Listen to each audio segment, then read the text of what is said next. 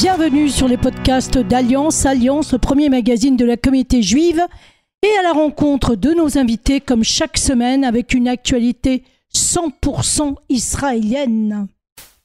Rav Twitou, bonjour et merci d'avoir accepté mon invitation. Nous allons parler d'un sujet passionnant, celui des prénoms et particulièrement de l'influence des prénoms. Et dans le judaïsme, il y a même une coutume qui permettrait de changer le destin d'un individu, d'une personne, tout simplement en changeant son prénom. Racontez-nous tout ce que vous savez sur cette technique, sur cette méthode, ou du moins sur cette tradition juive. Shalom ouvracha à tous les auditeurs.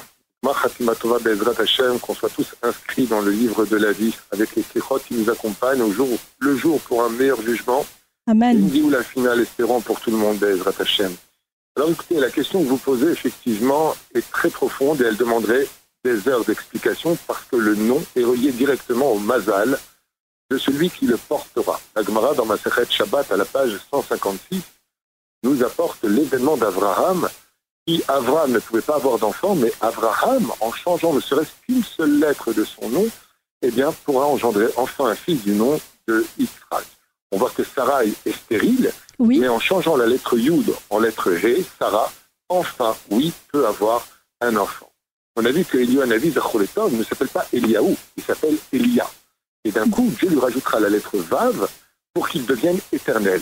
Car les lettres sont reliées à un système codé, kabbalistique, extrêmement ésotérique, qui en réalité correspondent à des mondes de sphirotes, à des mondes cachés, qui seraient très difficiles d'expliquer par une émission de radio de façon assez courte, mais qui renferment en eux beaucoup de données qui peuvent changer la destinée d'une personne parce que le mazal va bloquer ou tout simplement parce que les anges accusateurs qui tiennent le nom de la personne qui aurait fait un méfait vont bloquer son mazal et le fait, avec bien sûr l'autorisation d'une autorité rabbinique compétente, rajouter une lettre, retirer une lettre ou alors changer de nom, pourra complètement changer le mazal et la destinée. C'est pour cela d'ailleurs qu'on a coutume, quand une personne est à l'Erez Devaï, malheureusement sur le point de quitter ce monde, de tenter la dernière chose à faire quand on a prié Midat Tzedaka, fait Tchouva, eh bien c'est de changer le nom de la personne. Pourquoi ?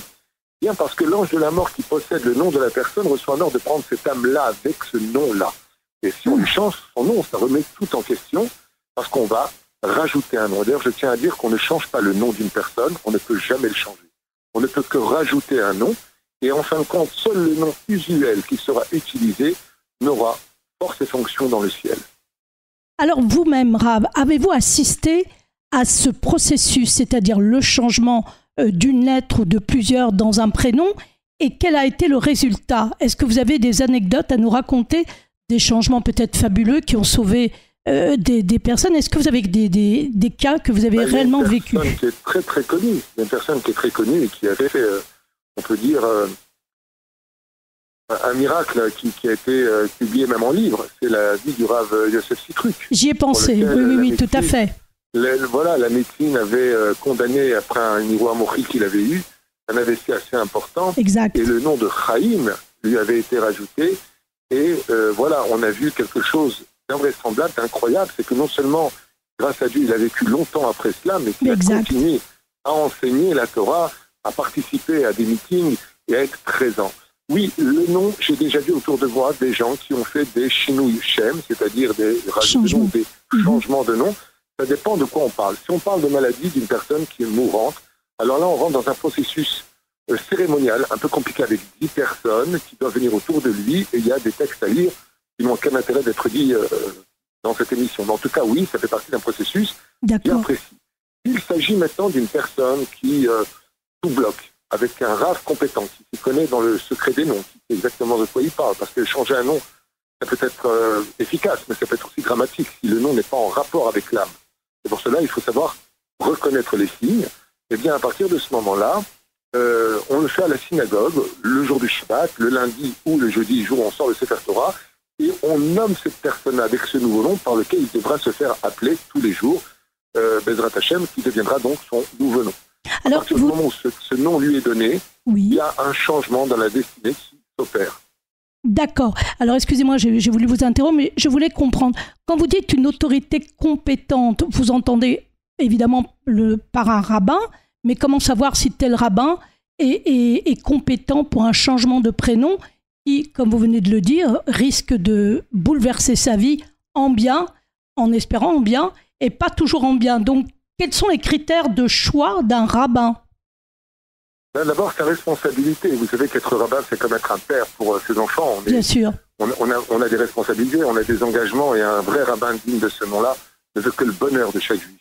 Donc, s'il n'a pas étudié le secret des noms, s'il n'est pas capable de savoir que la lettre E, par exemple, a pour fonction d'être productif, pour avoir des enfants, si la lettre Vav, il ne sait pas qu'elle rallonge la vie d'une personne, que la lettre Noun et la lettre Yud rajoutent de l'intelligence, de la sagesse, qu'il y a des noms d'anges qu'on peut donner, des noms de tisans qu'on ne peut pas donner. S'il n'est pas au courant du fonctionnement des sphirotes, c'est que chaque lettre de Aleph jusqu'à Yud appartient à une bonté absolue, de Yud jusqu'à... et ainsi de suite, appartient à une rigueur et une bonté. Il y a des lettres qui sont de rigueur absolue à partir du Kouf, Resh, Shin, Taf, qui sont des lettres qui sont dures à porter dans le sens où elles sont empreintes d'une rigueur qui peuvent apporter un peu plus de colère quand on porte ce genre de lettres. Donc s'il n'est pas au courant du fonctionnement des lettres, des lettres codées, il y a des noms qui sont bien apportés, il y a des noms qui sont moins bien apportés, il y a des noms qui ne sont pas du tout faciles à porter, comme Myriam, comme Rachel, comme Liel. C'est pas des noms qui sont évidents, c'est-à-dire que c'est interdit, c'est juste éviter d'être conseillé. Après, on rentre dans des considérations où chaque rave a ses connaissances, ses études, ses références, et il va donner, d'une certaine façon, un nom qui sera positif. Il y a des noms qui sont positifs, qui ont un mazal qui est plus développé, et surtout les personnages bibliques. Et c'est là qui est le plus important. Ceci étant, avant d'arriver aux personnages bibliques, il y a une chose qui est impérative à retenir, c'est qu'il y a le donateur et le récepteur. Oui. Si la personne ne ressent pas que ce nom a un rapport avec lui, il ne faut pas apporter ce nom. D'accord. C'est-à-dire que imaginez qu'une personne vient voir et dit tu vas t'appeler Simcha. Et la personne dit non, je n'aime pas ce nom, je ne ressens pas ce nom. Et cette Nikuda-là est tellement importante dans le judaïsme qu'un des secrets les plus importants à retenir quand on a un enfant pour lui donner un nom, c'est que le père et la mère soient dans une totale harmonie pour donner ensemble ce nom. Ah, c'est très intéressant, oui. Un nom il veut l'appeler Mordechai, c'est le nom qu'il adore, et puis la femme, elle veut l'appeler Yosef. Et en fin de compte, bon, écoute, le premier, tu l'appelais ainsi, moi je l'appelais ainsi. Ça va toucher le mazal de l'enfant. Il est impératif qu'un enfant porte le nom de l'accord de ses deux parents, même de Chorma et Bina, dans le monde de la Kabbale. Il est impératif que les parents, ensemble, d'un cœur uni, donnent le nom à cet enfant et qu'il aime ce nom. Ça influence dans l'éthique même de l'âme de l'enfant. Parce que le nom, c'est le nom du corps, et la seule chose que l'on prend avec soi dans ce monde, comme le dit la Mishnah dans Maseret Avot, c'est un bon nom. C'est Keter Shem Tov ou l'Al-Zabehen. Alors justement, à ce sujet, vous parliez des noms bibliques et vous avez parlé du nom de Myriam, prénom Myriam, qui est souvent utilisé dans notre communauté, mais également dans la communauté voisine, donc des musulmans. Pourquoi ce prénom est si difficile à porter alors que c'est un nom biblique ? Parce que c'est un nom fermé, c'est-à-dire que quand on rentre maintenant dans le Myriam, c'est le mot même, Resh, Yud, même sophite. Mar veut dire en hébreu amertume. Yam veut dire la mer. Parce que Myriam a versé beaucoup de larmes dans sa vie pour faire naître la Géoula. C'est elle qui va donner l'entrain de taper dans les tambourins le jour où la mer va s'ouvrir. C'est elle qui va faire venir l'eau des enfants d'Israël quand ils pleureront parce qu'ils auront soif. Le nom de Myriam est un nom de responsabilité, donc le poids de ce nom est plus important. Les lettres du mot Rachel sont les initiales de deux pôles différents. Rachel a beaucoup souffert, elle est morte jeune. Elle a été trompée par le fait que son père ne l'ait pas fait passer avant sa grande sœur. Et c'est les lettres Resh, Het, Lamed, Rahamana, Litzlan, que Dieu nous protège. Mais c'est aussi les lettres de Rosh Chodesh, Leatzlacha, qui veut dire le renouvellement de la réussite. Alors en réalité, je vais vous dire quelque chose. Les noms jouent un rôle de base, mais ce n'est pas l'immeuble. L'immeuble qu'on va construire, c'est d'être une bonne personne, d'avoir une bonne éducation.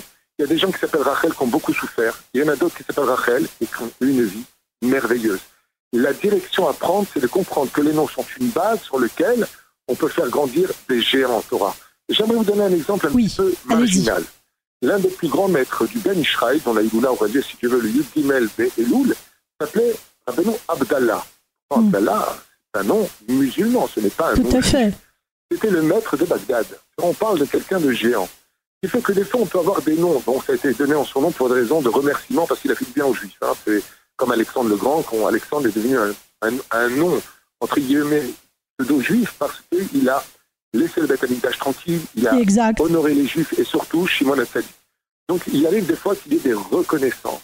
Mais ce qu'il faut le plus retenir, c'est qu'au-delà du nom, si tu as un très bon nom et qu'on te donne une mauvaise éducation, tu manques de spiritualité, tu manques de savoir-vivre, eh bien, tu auras une bonne base. Mais ce que tu as construit est une ruine. Et des fois, on peut avoir un nom qui est compliqué, mais on peut jouer avec les lettres, intercéder Bezrat Hashem d'une telle façon à ce que le mot Myriam devient quelque chose de très productif, très agréable et qui donne beaucoup de sourire. Donc, il faut faire très attention à ce côté un peu fatidique sur lequel, au lieu de changer nos midotes, de devenir meilleurs, on veut changer de nom. On veut changer absolument. De problème, mais on ne veut pas changer soi-même. Et c'est là qu'il faut faire attention. Il faut arrêter avec ce côté gris-gris de penser que de changer de nom va être changer sa façon d'être. Alors justement, en parlant de prénoms que nous donnons à nos enfants, on appelle ça aussi la petite prophétie, n'est-ce pas?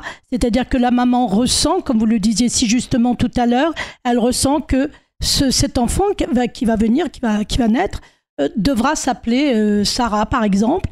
Est-ce que, vous le dites, ça suffit ou est-ce que véritablement les deux parents doivent être d'accord?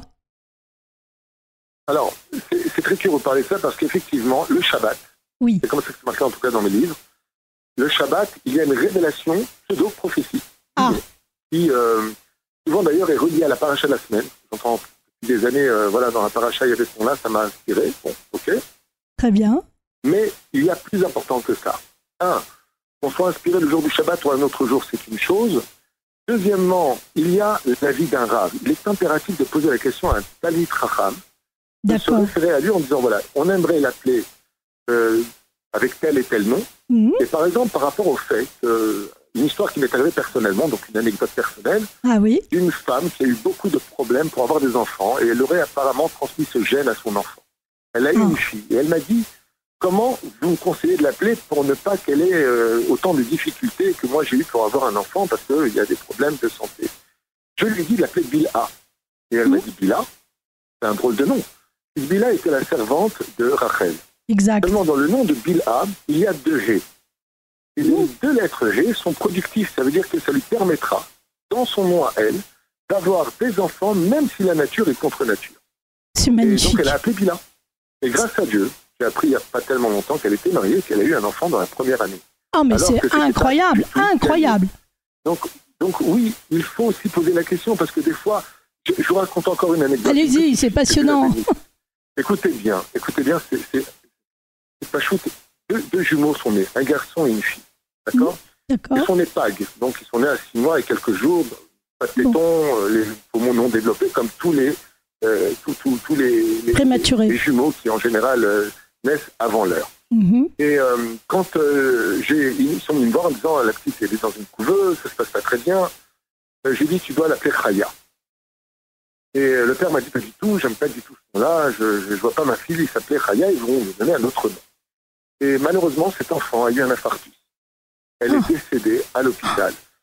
Ce jour-là, j'étais sur la tombe du Baal Shem Tov, on nous appelle, donc on était sur la tombe du Baal Shem Tov. Oui. Le Baal Shem Tov, la tombe du bon nom, le propriétaire du bon nom. C'est ça. Et je lui ai dit, écoute, va voir un grand en Torah. Et il est parti voir un grand en Torah, il lui a dit, il faut l'appeler immédiatement Chaya. Donc, sur place, comme j'étais chez le Baal Shem Tov, j'ai réuni toute la synagogue et on l'a nommé au Sefer Torah Chaya. Au moment où on l'a fait, elle est revenue à la vie. C'est tellement incroyable. Elle est revenue à la vie alors que son cœur avait cessé de battre. C'est-à-dire qu'il se passe quand même des choses que moi je peux témoigner personnellement. Voilà, c'est ça. C'est vraiment des choses qu'on peut vivre, mais il y a quand même une recette à cela. C'est que quand je l'ai fait, j'y croyais. Voilà, la conviction, l'intention. Si je n'y crois pas, ça ne marche pas parce que la croyance est une énergie positive. Tout à fait. À partir du moment où je sais que Dieu écoute, que je sais que les lettres ont une importance, que je sais que le nom est la carte d'identité de chacun de nous, et c'est la seule chose qui restera sur notre tombe. Bien sûr. Et bien à partir du moment où je ne suis pas Mezalzel, comme le dit la Gemara dans Masechet Baba Metsian Numchet Amud Bet, la Gemara nous dit que le nom est tellement important que celui qui surnomme son prochain de façon péjorative descendra au Gehinam et ne remontera plus jamais. Et c'est quand même curieux d'entendre une telle punition pour une petite erreur, d'avoir nommé une personne, par exemple, espèce d'âne. On va l'appeler le Hamor. Oui. Pourquoi ce serait si grave que ça? Eh bien, la réponse est très puissante. C'est qu'étant donné que le nom joue sur le Mazal, Si je change le mazal de la personne en l'appelant par un nom péjoratif, je lui pourris son mazal. D'où l'importance de ne jamais trafiquer les noms. Donc les surnoms... C'est pas Élie. Très bien, excusez-moi encore de vous avoir interrompu, mais c'est tellement passionnant. Donc vous êtes en train de dire qu'il faut faire très attention également aux surnoms que nous avons l'habitude de donner à nos enfants, à nos proches. Ils ont forcément une signification. Absolument, si... Oui, mais si on parle de mon amour, ma vie... Non, ça va, c'est pas des surnoms là. Mais trafiquer le nom. Des surnoms. Mais de trafiquer le nom, absolument. Il y a des gens, par exemple, qui s'appellent Esther, et on les appelle Esti. Oui, c'est exact. C'est une très grave erreur. Il faut savoir que dans la Kabbale, on coupe le mazal de la personne. C'est magnifique. Esther.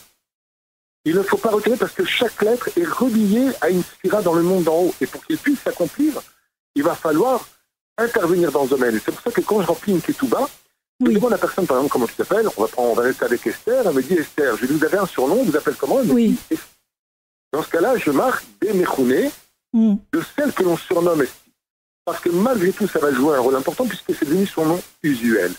Et malheureusement, les gens ne le savent pas. Mais ils vont trafiquer des lettres, retirer des fois des syllabes entières, alors qu'ils ne savent pas qu'en faisant ça, c'est comme s'ils ont pris un couteau, qu'ils ont coupé le mazal de la personne. Le nom que l'on porte, le jour de la Brit Mila ou de la nomination qu'on appelle Zavatabat, et non pas Brita, comme c'est devenu une nouvelle mode de donner des nouveaux noms qui sont strictement interdits. On appelle ça la Brita maintenant en hébreu. C'est une insulte au judaïsme. On n'appelle pas ça Brita. Brita veut dire la Brit Mila de la fille. Oui. Déjà qu'on ne sait plus qui on est de nos jours. Oui, j'allais le dire. Je me suis retenue. Hein. Il y a des noms. Et nomination de la fille, ça ne se dit pas une Brita. Comme ça, les gens le sauront. On appelle ça Zavatabat. Nomination de la fille. Eh bien, quand on lui donne ce nom-là, ce n'est pas pour le raccourcir. Il est impératif de faire attention. Et si, par exemple, quelqu'un m'a dit le jour de la Brit Mila, je voudrais l'appeler Avi, mais son nom c'est Abraham. Alors je lui dis dans ce cas-là, tu l'appelles Avi Abraham. Pour qu'il soit nommé Avi. Parce que si tu l'appelles Abraham et que tu l'appelles Avi, tu lui as retiré la lettre E de son nom, la lettre Resh, ça fait attention, et la lettre même. Tu viens de raccourcir 3 dimensions dont il aura besoin si son nom c'est Abraham. C'est pas Avi. Écoutez, Rav Twitou, je suis restée sur ma faim et malheureusement le temps court. Écoutez, je vous remercie infiniment et j'espère qu'on aura l'occasion d'en reparler. Avec les signes, peut-être, de faire une jonction. Oui, bien sûr, allez-y.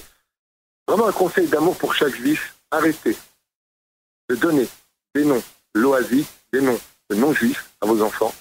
Bien sûr. N'oubliez jamais, Ele Shemot Ben Israël Ben Israël. Ce qui a sauvé le peuple d'Israël, c'est d'avoir gardé des noms juifs. C'est vrai. Il avait tellement compris qu'il a changé les noms juifs par des numéros. On s'appelait des numéros. Eh oui. Ça veut dire que éliminer le nom d'un juif, oui, c'est vrai ce que vous dites. Crée automatiquement des défauts dans la neshama du juif pour qu'il s'accomplisse. Ne l'oubliez pas. Donnez le nom d'un tzaddik à vos enfants. Le tzaddik protégera son enfant comme son parrain et s'il a des problèmes, il devra aller sur sa tombe parce qu'il porte son nom. On a beaucoup d'avantages à être appelé par des noms juifs ou yiddish judéo-arabe, à la condition où ces noms étaient portés par des grands de la Torah. Voilà, oui, tout à fait. Qui vaut de l'or. Arrêtez de les appeler par des séries américaines, Steven, et je sais pas quoi. On a des noms qui sont magnifiques, qui appartiennent à des sphères très élevées, et je vous souhaite que du bonheur. Écoutez, Rav Twitou, merci infiniment pour cette interview très riche en enseignements.